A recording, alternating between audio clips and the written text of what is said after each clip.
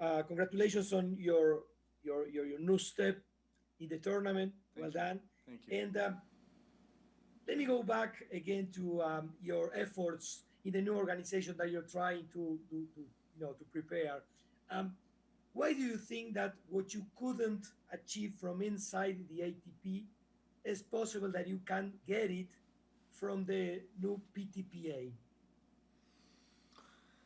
Well, first of all, as I said previously, this is not a new project, a new idea. This is not my idea or Vasek Pospišil's idea. We are just executing something that the previous generations in the last 20 plus years have attempted to do, and they have not managed to make that final step. So right now we are prioritizing to gather as many players as possible, both male and female players, because there's been a lot of talks about this being an only men's organization or association, and it's not true. We have been talking with women tennis players in the last 5-6 days and trying to share as much as information with them as possible, and hopefully get their support and hopefully get them in as well in big numbers as part of this association.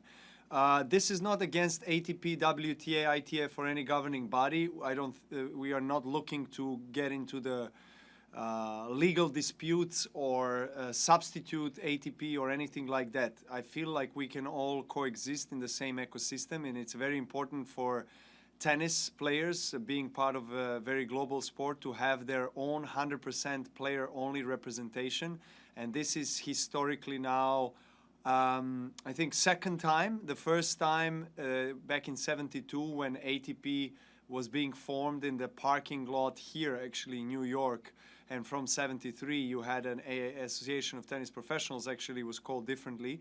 And it was players only. But then after the ATP as we know it today, from 1990 has joined forces with tournaments, and ever since then, the way the structure and system works is 50% of the ownership or 50% of the decision making comes from on the board from players and 50% from the tournaments. Unfortunately, most of the times, players and tournaments have a different interest.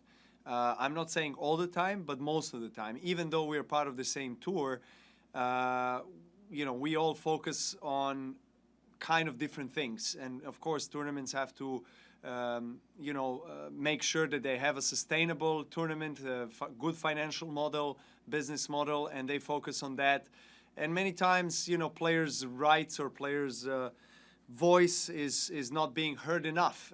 And unfortunately, in the system like this, in the decision-making process, you need a majority on the board to decide something. And as I said, there is a conflict of interest in most of the cases between players and tournaments. So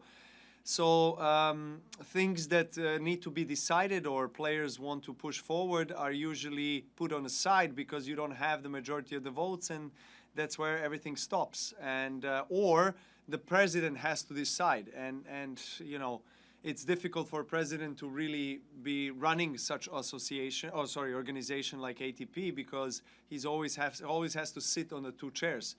So this is not against ATP leadership right now. I'm in a good relationship with Andrea Gaudenzi and Massimo. I've known them for a long time. I think they are trying to do their best. Obviously, Andrea has a good project in mind, and I hope that he's going to accomplish that.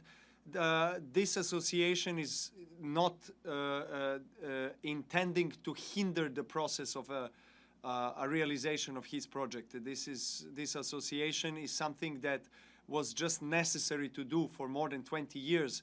Different tennis players in both men and women tennis try to do something like this. So I'm proud that we managed to do it. I'm happy that we have over 150 signatures so far from the players.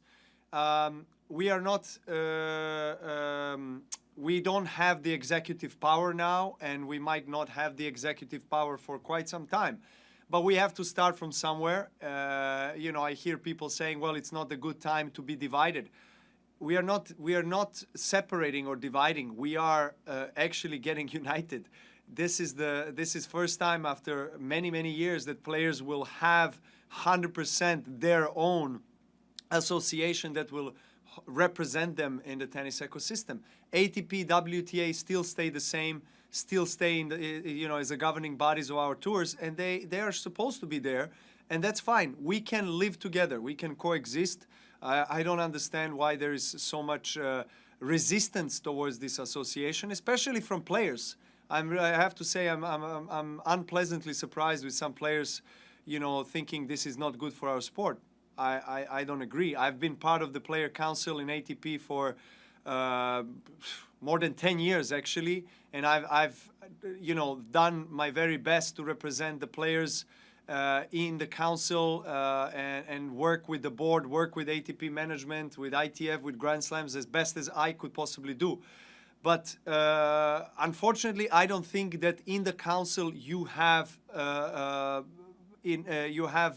much power as a player to be part of decision making as the players should have. So that is one of the biggest reasons why we are forming this association, because we feel we deserve to have a stronger voice, and that's as simple as that.